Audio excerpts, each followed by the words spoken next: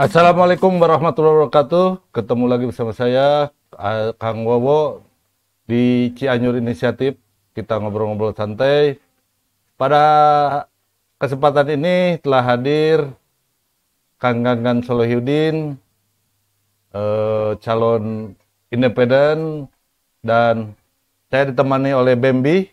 Halo. Kita akan ngobrol-ngobrol santai perjalanan beliau, Kang Gangan, mencalonkan di independen. Selamat siang Pak Gangan, gimana Siap, kabarnya? selamat Siang siang. menuju sore kan, Siang Pak? menuju sore. Ya, alhamdulillah sehat-sehat Kang Wo. Ya, bisa cerita gak nih Iya. tentang pencalonan Pak Gangan di independen, perjalanannya sampai sekarang? Kita ingin tahu nih Ingin gimana. tahu nih Pak, gimana nih? Ya, jadi Awal nih, ada punya spirit apa gitu Pak, mencalonkan ya, independen Pak? jadi pada prinsipnya kan saya maju mencalonkan diri sebagai jalur independen ini yang pertama itu karena memang ada dorongan dari beberapa teman-teman komunitas. Contohnya seperti teman-teman serikat buruh, teman-teman HRD, terus ada dari beberapa tokoh-tokoh ulama, beberapa organisasi pemuda dan yang lainnya lah seperti itu. Nah, atas dasar itu maka kemarin itu saya mencoba untuk memberanikan diri maju lewat independen. Memang ada beberapa teman-teman lah yang di partai-partai politik ini juga yang menawarkan sudah lewat jalur partai saja. Tetapi kan saya juga tahu diri lah. Gitu. Pertama, saya ini kan bukan orang politik, tidak pernah membesarkan partai apapun kan kayak gitu. Artinya tiba-tiba ada tawaran dari partai, agak berat menurut saya kan kayak gitu. Lebih baik saya memilih jalur independen, meskipun ya kita tahu bahwa jalur independen itu sangat berat kan kayak gitu. Seandainya lolos pun, anggaplah misalkan menang, banyak yang sampaikan ke saya, nanti kalau seandainya kamu menang pun tetap katanya di DPRD-nya kan kayak gitu, di legislatifnya nanti bisa ini katanya bertabrakan terus ya. Tapi ya intinya saya kan ikhtiar ya, kita ikhtiar, siapa tahu ada milik rezekinya dan ada ridho dari Tuhan Yang Maha Esa ya. Meskipun pada akhirnya memang agak sedikit kecewa juga kan kayak gitu. Kecewanya pertama bukan karena kegagalan dalam majunya, tapi karena memang ada beberapa faktor yang menyebabkan kegagalan tersebut kan kayak gitu. Yang salah satunya adalah peraturan dari PKPU-nya. Oh, PKPU. Yang mana PKPU-nya itu kan hanya untuk independen itu diberikan waktu selama 5 hari. 5 hari ya? Nah, dari tanggal 8 Mei sampai dengan tanggal 12 Mei. Oke. Dan kemarin ternyata dibuka lagi. Buka lagi. Selama 4 hari. Nah, ini kan bagi saya sangat lucu lah kan kayak gitu. Apalagi jalur independen hanya diberikan waktu 5 hari, harus mengumpulkan KTP 100, mengumpulkan dukungan ya, bukan KTP. Mengumpulkan dukungan sebanyak 120.000 dukungan. Nah, ini kan dengan waktu yang cukup 5 hari, seandainya terkumpul dukungan pun tetap aja tidak akan bisa kan kayak Tidak gitu. kuat lah dalam Tidak artian- mungkin, tidak karena mungkin ya Pak. ada proses. Pertama nanti harus diupload di Selon. Itu kan di-scan satu-satu. Di-scan satu-satu Rumit sekali ya, ya, Pak, terus nanti diupload komputerisasi. ya, di-upload di Silon, belum sistem servernya sibuk menolak. Nah, itu juga kita udah pernah coba kan kayak gitu. Dan kebanyakan server itu menolak. Kayak gitu. Karena kapasitas Itu. dan satu lain hal. Ya, seperti itu, karena di format dukungan juga itu harus menyebutkan email dan nomor telepon si pendukung. Nah, ini kan agak sedikit berat ya, karena tidak semua masyarakat yang ada di Kabupaten Cianjur ini memiliki email dan nomor telepon. Kayak gitu. Nah, ini kan saya menggunakan PKPU, waktu itu format dukungan saya itu menggunakan format PKPU 2020. Iya. Nah, itu kan tidak ada email dan nomor telepon, tapi pas PKPU yang terbaru 2024 itu harus ada email dan nomor telepon, dan itu pun diberitahukan. Saya mengetahui format dukungannya itu pas tanggal 8 Mei-nya, pas pertama pembukaan. Pas pembukaan. Ya, pas di hari pembukaan, artinya kan Waktu waktunya tidak cukup. Kumpul-kumpul dari sejak awal mungkin. Sudah.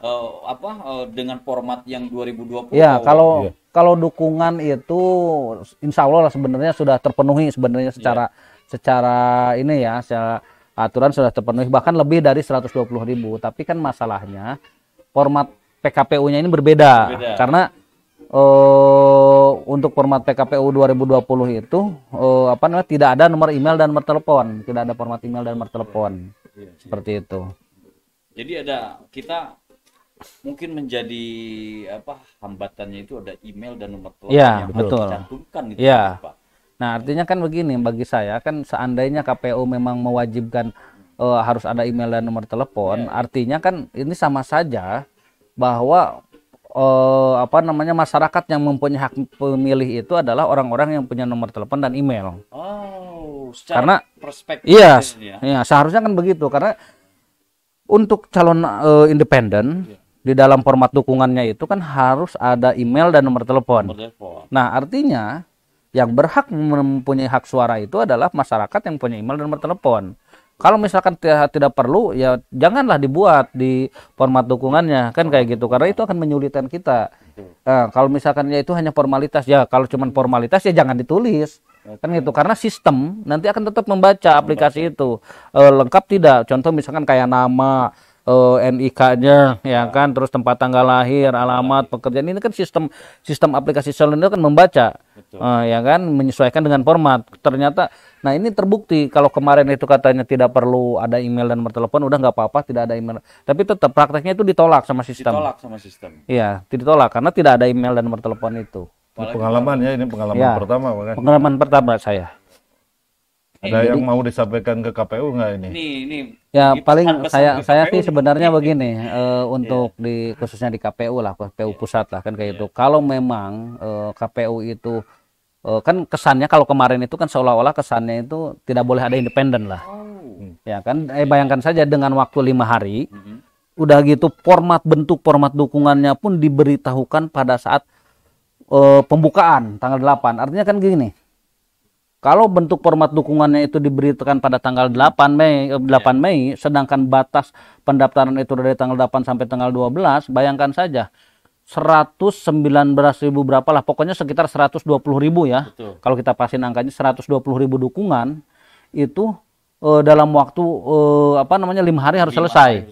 Nah, artinya gini, pada saat saya tanggal 8 menerima format dukungan, itu kan si format harus kita cetak. Betul. Percetakan mana yang mampu mencetak dalam 1 hari 120.000 lembar? Amaji. Cetak apa kopi? Di fotokopi apa Ya, dicetak? dicetak ataupun di kopi. Intinya dicetak ulang kan gitu, karena kan harus diperbanyak kan. Betul. Ya kan, dicetak Di ulang print atau, ya gitu kan, kan. di print lah. Print. Ya kan, kita kan kalau fotokopi pasti lebih lama. Iya.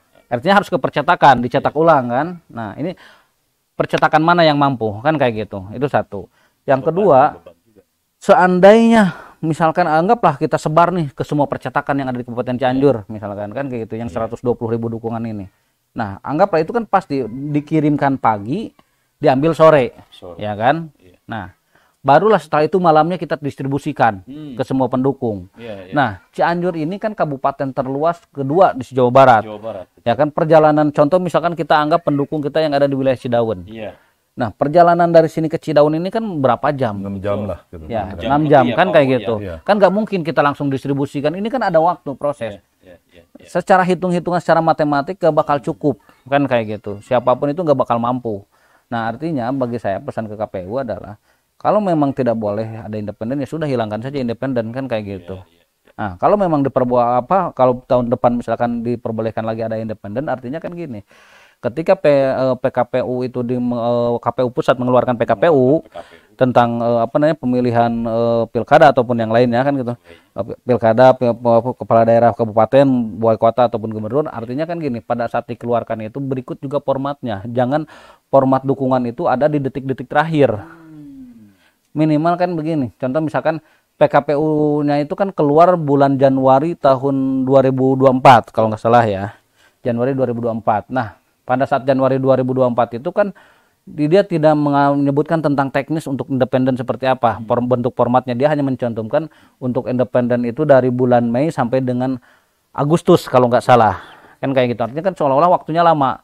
Pas begitu ini tiba-tiba muncul lagi PKPU teknisnya yang itu. baru. Ya, teknisnya kan kayak gitu. Dari tanggal 8 sampai dengan 12. Artinya kalau memang memberikan ruang untuk independen pada saat keluar KPU itu berbarengan juga dengan bentuk format dukungannya agar kita nggak kebingungan. Contoh kayak sekarang lah misalkan hari ini kan kita sudah tahu bentuk format PKPU tahun 2024. Iya. nanti ada lagi pilkada 2029. Iya. Ya kan? Nah, independen kalau kayak saya misalkan ketika saya ada niatan lagi untuk maju lewat jalur independen, saya pasti menggunakan format PKPU 2024. Iya. Betul. Kan kayak gitu. Nah, karena kita nggak bakal tahu. Nah, artinya gini, kalau DPW mau buka lagi jauh-jauh hari sudah dibentuk Sudah memberikan ya, PKPU ya baru contohnya lagi. kan kayak gitu, bentuk formatnya seperti apa. Ya. Atau karena kalau kemarin katanya, wah itu formatnya nggak bakal berubah, prakteknya berubah. Praktek berubah. Kan kayak gitu. Ini Faktanya menjadi berubah hambatan. kok kan Itu kayak yang gitu. waktu itu sebenarnya itu untuk perbaikan. Seperti itu. Iya. Ya, perbaikan. Perbaikan data. Iya, perbaikan data. Iya, bukan waktu pendaftaran, tetap aja 8 hari itu kan ya. Iya, tetap 4 hari, apa 8 5 hari. 5 hari. Iya. 5 hari. Nah, ini kan di lapangan denger nih, ini baligo Pak Gan-Gan ini udah menyebar seluruh Cianjur nih. Ini masyarakat menantikan figur Pak Gan-Gan ini mana?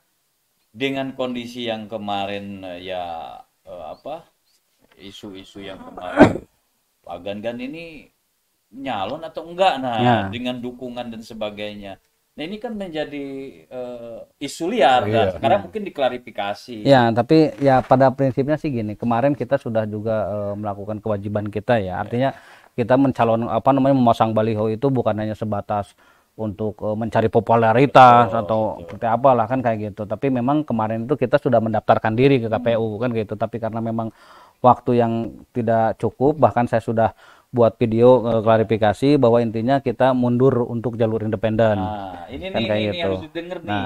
Ini penjelasan Pak Gan-Gan ini biar teman-teman di masyarakat khususnya Cianjur ya. Ah ini nih penjelasan ini biar teman-teman juga paham. Oh, ternyata ada kendala satu dan lain halnya. Itu tadi berarti ya. Ya, salah satunya itulah, salah satunya. Karena nih di teman-teman banyak yang nanya nih motivasi mencalonkan Pak Bang. Ya, iya betul. Ya. Misi-misinya apa nanti kalau Visi misi ini Pak Gan-Gan nih. Ya dengar-dengar. latar belakang lah menyalonkan deh. Beliau nih saya dengar juga di luaran sana ini beliau juga sebagai ketua HRD Cianjur Club. Ya. Nah, berarti sepak terjangnya juga. Wow. Wakil ketua Pindo juga. Oh iya, wakil ketua Pindo juga. Ya. Nah ini bagaimana nih visi misi yang Pak Gan-Gan bawa untuk ke depan, Pak? Jadi tujuan saya maju dalam untuk mencalonkan diri sebagai bupati memang ada beberapa program, terutama sih saya melihat warga Cianjur hari ini sangat sulit untuk mencari pekerjaan ya. Pengangguran banyak ya kan. Terlalu banyak pengangguran kan gitu. Akibat dari banyak pengangguran kan tingkat kriminalitas. Jadi masalah pertama pengangguran. Kedua ya kan, kriminalitas. kriminal, industrinya juga tersebar, tidak terklaster gitu kawasan. Gitu. Nah ini jadi apa? Jadi Dia ingin memberikan jawaban lah. jawaban. Ya, gimana? Jadi Gimana Pak? Bisa ya awalnya kan gitu. Jadi kalau saya lihat kan masyarakat Cianjur ini sulit untuk mencari pekerjaan. Bahkan banyak sekali warga Cianjur yang harus merantau ke luar negeri. Kan kayak gitu. Ke Arab Saudi, TKI kan kayak gitu. Nah ini kan kalau saya ngelihat kan Cianjur ini apa sih yang nggak ada di Cianjur? Ya kan? Artinya kita bicara ikan, subur, kita ikan laut kita punya selatan. Cianjur Selatan. Ikan tawar ada Jangari, kan kayak gitu. Pariwisata, sektor pariwisata. Gunung Berasnya juga paling bagus beras Cianjur kan gitu, pandan wanginya kan. Nah artinya kan gini, seharusnya Cianjur ini menjadi sebuah kota mandiri kan kayak gitu. Nah maksud kota mandiri gimana itu? Nah kota mandiri itu adalah kota yang memang tidak harus bergantung kepada anggaran APBN atau misalkan ini, tapi dia bisa mensuplai ke wilayah-wilayah lainnya kan gitu, bahkan bisa membantu kota-kota yang lainnya. Nah contoh misalkan kayak tadi lah kota mandiri itu ya kita nggak perlu lagi kirim warga Cianjur untuk berangkat ke luar negeri kan kayak gitu, nggak perlu, dia udah harus kerja aja di sini kan di Cianjur. Nah itu satu. Terus kayak misalkan beras, ngapain kita harus beras keluar kan kayak gitu masuk, udah kan Cianjur ini subur kan kayak gitu, berasnya paling bagus ya kan. Nah, ini kan lucu. Kita nanam beras bagus, giliran makan beras raskin. Waduh, kan aneh. Emang ini prakteknya dulu di lapangan kan begitu. Ini para petani para petani dia menanam beras bagus, beras Cianjur asli.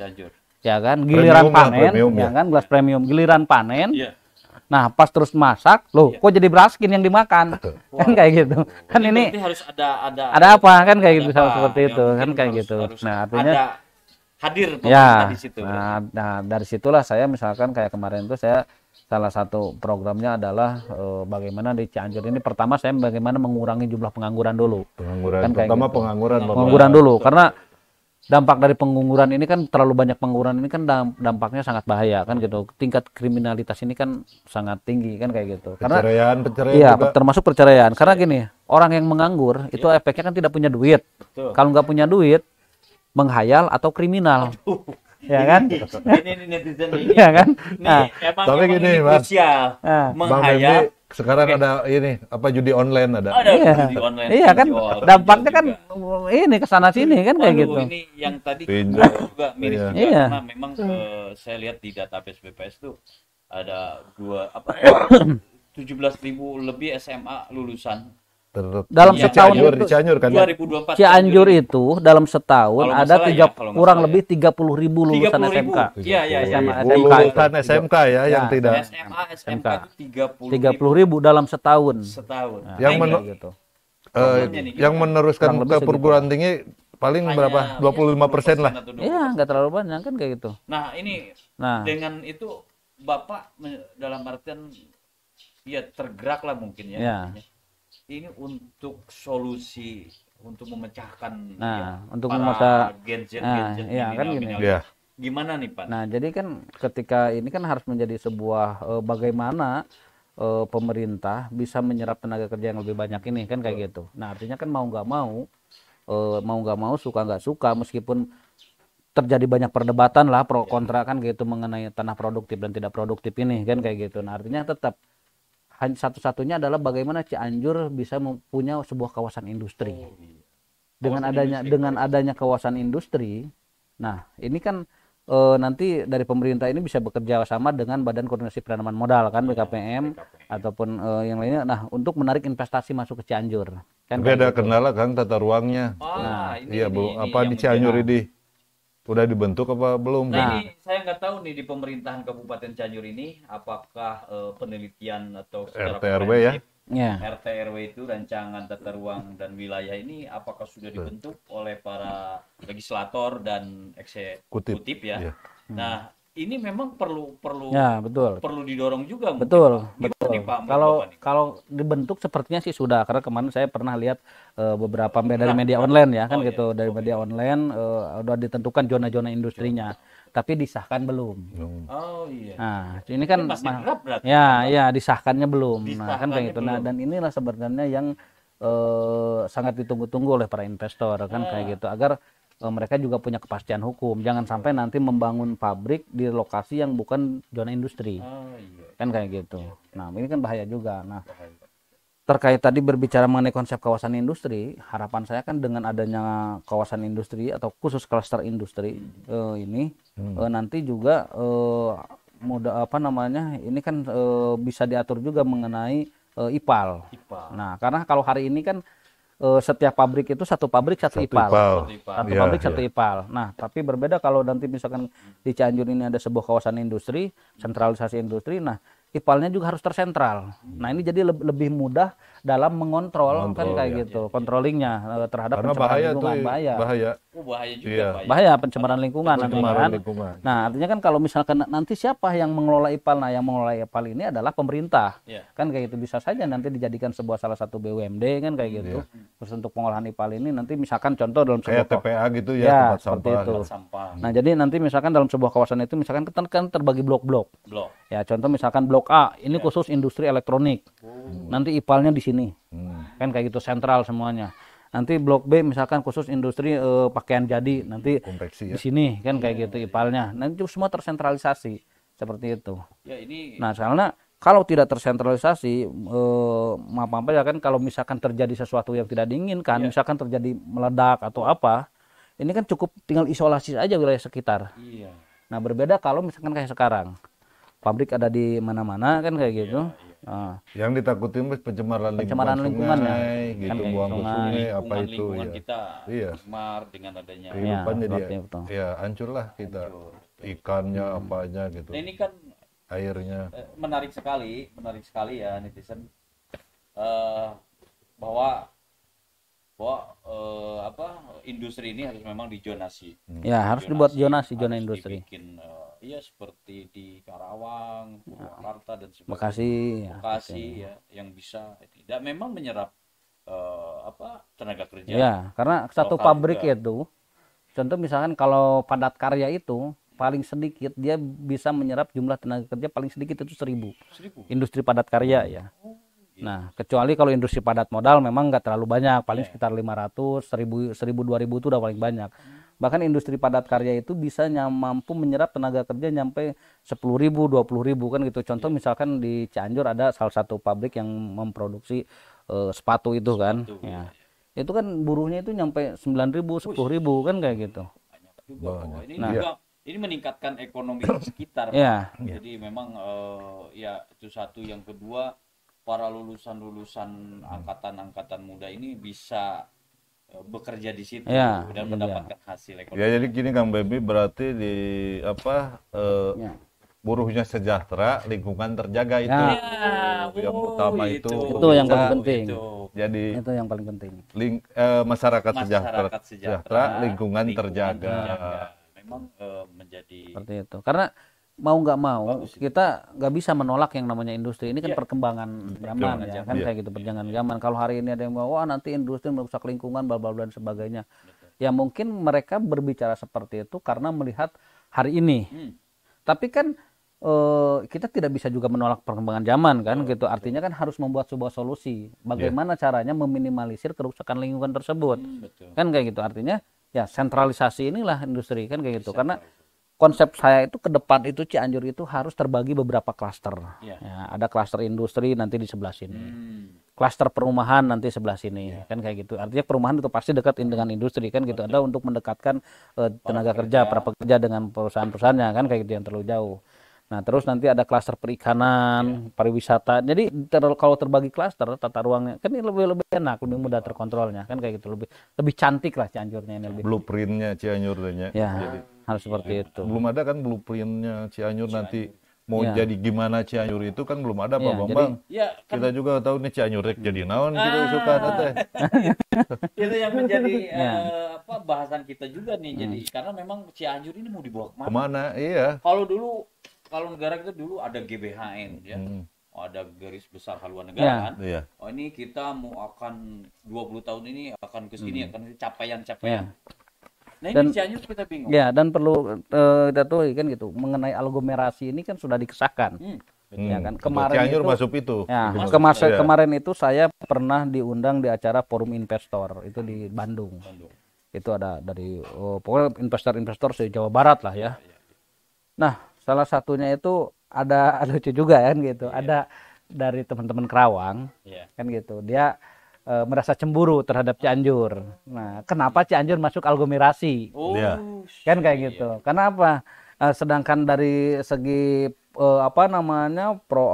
industri ataupun yang ekonomi ini Karawang atau Bekasi kan ini kan gitu. Kalau Bekasi kan udah masuk di aglomerasi. Nah, Karawang kan enggak, Purwakarta juga enggak, kan kayak gitu. Nah, Kang Cianjur kan udah masuk aglomerasi, jadi ikut ke Jakarta. Untuk UMR gimana ini? UMK mungkin UMK. Apakah mengikuti sana ya Jakarta. Ya. Harapan sih begitu Pak. Harapannya sih begitu. Saya setuju kan gitu. Memang, ini menurut harapan Bapak gimana nih Pak? Harapan semua masyarakat, khususnya di teman-teman kelas pekerja lah ya, pasti pengen ketika masuk aglomerasi UMK-nya tinggi kan kayak gitu, mengikuti Jakarta minimal ngimbangi lah kan kayak gitu. Nah, tapi memang ini kan harus kita akui juga kan kayak gitu. Saya juga tidak mau membodoh-bodohi masyarakat kan kayak gitu. Contoh membodoh-bodohi masyarakat itu begini. Ketika saya mencalonkan diri sebagai bupati, terus saya berkampanye, pilih saya, upah nanti saya naikkan sekian persen. Nah, itu bagi saya pembodohan. Pembodohan ya. Kan kayak gitu. Bagi saya pembodohan kan kayak gitu. Karena apa? Upah ini sudah masuk dalam kebijakan nasional. Itu satu ya. Yang kedua, ada aturan yang mengatur tentang pengupahan, yaitu PP 36 kalau peraturan pemerintah nomor 36 tentang pengupahan. Nah, dalam pengupahan itu memang sudah ada rumusan baku mengenai batas atas, batas bawah kan kayak gitu. Nah, jadi kalau berbicara apakah UMK-nya pasti naik, Kalau naik pasti. Naik. Tapi besarannya ini, nah kalau sekarang ini kan mengenai besarannya ini Dewan Pengupah. Jadi upah itu kan ditentukan oleh Dewan Pengupahan ya. Dewan Pengupahan. Nah, Dewan Pengupahan itu terdiri dari unsur serikat pekerja, unsur pengusaha, terus akademisi dan pemerintah. Nah, mereka nanti akan sidang untuk membahas mengenai upah itu. Nah, tapi masalahnya kalau yang sekarang itu upah itu ditinjau berdasarkan data BPS juga kan gitu, pertumbuhan ekonomi, terus banyak faktor lah yang ditinjaunya kan dari rumusan upah itu, dan itu ada rumus baku. Nah, artinya upah ini bisa naik secara kalau misalkan daya beli masyarakatnya juga ngikutin kan kayak gitu. Betul, karena ditinjau dari BPS, pendapatan per kapita dan yang lainnya lah kan kayak gitu. Data sumber BPS. Ya data BPS seperti itu. Jadi kalau siapa yang menentukan upah? Gubernur. Bupati itu hanya sifatnya merekomendasikan. Dan Dewan Pengupahan pun tidak bisa menentukan berapa besaran kenaikan. Tetap berarti? Ya, itu rumus tadi yang ada di PP 36 kan kayak gitu. Nah, kalau salah satu rumusnya itu kan dia ditinjau dulu, lihat dulu batas atas, batas bawah. Saya juga kurang begitu inilah ya, tapi yang jelas ada variabel-variabel ekonomi terus yang lainnya lah kan kayak gitu dalam upah itu. Nah, nanti Dewan Pengupahan itu hanya sifatnya memberikan saran dan pertimbangan. Kayak gitu, memberikan tidak bisa menentukan, memberikan saran dan pertimbangan. Kayak kemarin lah contoh.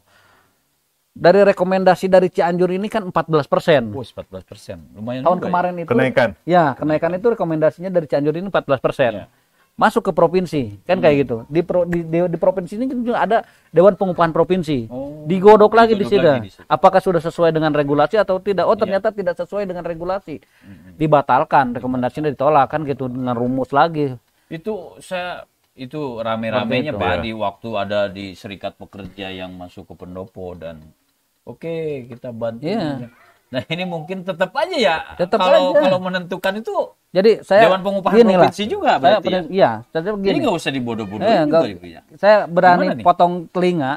Ya. Kalau misalkan ini khawatir ya kan. Ini potong aja di telinga saya kan kayak gitu. Ini jari udah putus nih. Ini jari udah putus, tapi ini kena mesin di pabrik kan kayak gitu. Betul. Jadi gini, selama peraturan tentang pengupahannya itu tidak dirubah, ya kan, maka upah akan tetap seperti itu sistem kenaikannya. Jadi kalau ada bupati yang mengatakan pilih saya nanti upah saya taikkan sekian persen, nggak mungkin. Bullshit, bohong. Artinya kan gini, buat netizen nih, dengar ini ada anggota Dewan Pengupahan juga. Artinya kan begini, terus apa solusinya untuk meningkatkan kesejahteraan buruh? Nah, karena kan kita berbicara kesejahteraan buruh itu tidak hanya semua dalam bentuk upah. Tidak hanya sebatas upah saja. Karena gini, pada prinsipnya adalah kenapa mereka menginginkan upah tinggi kan kayak gitu, agar mereka bisa punya rumah, ya kan, punya alat transportasi kan kayak intinya juga. Bayar sekolah dan sebagainya. Artinya itulah yang harus kita tidak hanya fasilitasi. Untuk mencukupi kehidupannya. Nah, kan kayak gitu. Contoh misalkan karena dengan posisi sekarang kenaikan upahnya seperti ini kan kayak gitu dengan rumusan PP 36 seperti itu, artinya ada batas maksimal kan gitu, ada batas bawah. Nah, artinya bagaimana pemerintah ini untuk menjawab solusinya di luar upah. Kan karena upah itu ditentukan oleh gubernur. Dan gubernur juga tidak bisa keluar dari aturan yang ada. Karena kalau misalkan gubernur menentukan upah itu di luar dari ketentuan PP 36, itu bisa kena sanksi. Bahkan sampai pemberhentian dan pidana. Itu masalahnya kan kayak gitu. Nah, artinya ketika misalkan ada kenaikan upah, ya sudah, kita ngikutin aja dulu sesuai prosedur yang ada, sesuai dengan regulasi yang ada, tinggal tingkatkan kesejahteraan buruh dari segi yang lain. Contoh misalkan bagaimana pemerintah bisa menyediakan fasilitas perumahan buruh. Kan kayak gitu. Ada subsidi rumahnya. Ya, subsidi kan gitu. Karena kan buruh itu setiap bulan itu kena pajak PPh 21, Pak. Ya kan? Betul. Nah, kita kan teman-teman karyawan ini kan dipotong PPh 21. Ya kan, sebagai pajak. Nah, seharusnya pembayar pajak itu balik lagi ke buruh manfaatnya kan kayak gitu. Ya kan, contoh satu lagi misalkan mereka ini kan dipotong jaminan hari tua, jaminan pensiun dan yang lain untuk BPJS. Nah, bisa saja misalkan pemerintah dengan BPJS bekerja sama karena di sana ada dana buruh. Kan kayak itu, bayangkan saja. Potongan buruh itu kalau salah 2% dari upah. Besar banget ya. Besarnya kan 2% dari upah. Ya kan? UMK Cianjur sekarang 29. Artinya kalau 2% itu kalau 1% 29 teman sekitar 60 ribuan lah kurang lebih kan. 60 ribu kurang kan gitu per orang. Nah, Kali berapa jumlah? 65.000 bos. Iya, Kan maksudnya kayak gitu. 60.000. 5.000 buruh yang di Kali Cianjur. misalnya di kita buruh 60.000. satu perusahaan 1.000 misalnya, Ya. 1.000 orang.